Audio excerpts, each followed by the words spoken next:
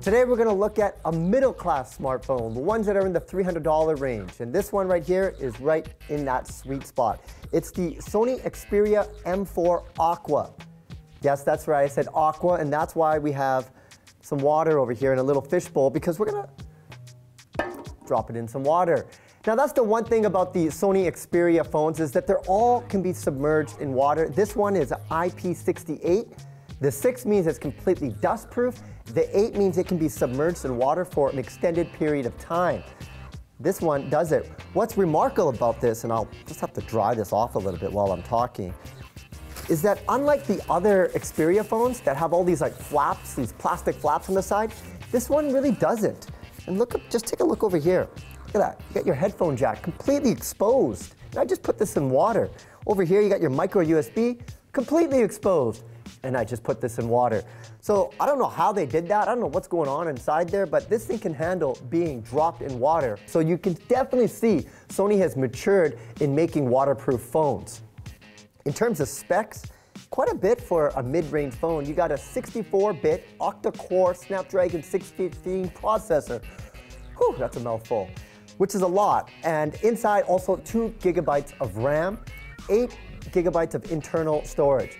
That's not a lot, you know, 16 to me is like the minimum you should have these days.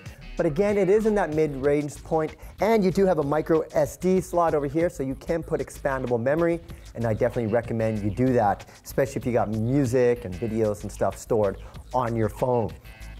Interesting thing to note, you're seeing a lot of 1080p glass screen displays. This one, believe it or not, is only 720. So not that much, but it doesn't look that bad to me. You know, I'm not really picky. As long as I can see what I'm looking for, it looks decent enough, especially at this price point that it's coming at.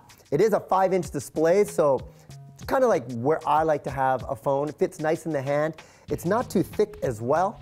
This really is the little brother to the Xperia Z3, and so it's a little more affordable solution.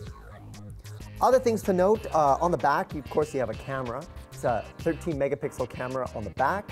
On the front, you have a 5 megapixel camera with a wide angle lens. Now you're probably wondering, why do I need a wide angle lens on the front? Well, if you're those type of people that take selfies all the time, now you don't have to be so narcissistic because you can do groupies. So all your narcissistic friends can all take one shot at the same time. It's great for all your egos at once. I do like this phone. It feels good in the hand. Plus, it can be submerged in water. So, you know, if you're taking baths or you're going out into the pool, you can still take a call in the water. So if you're in the market for a nice entry-level mid-range phone, check out the Sony Xperia M4 Aqua.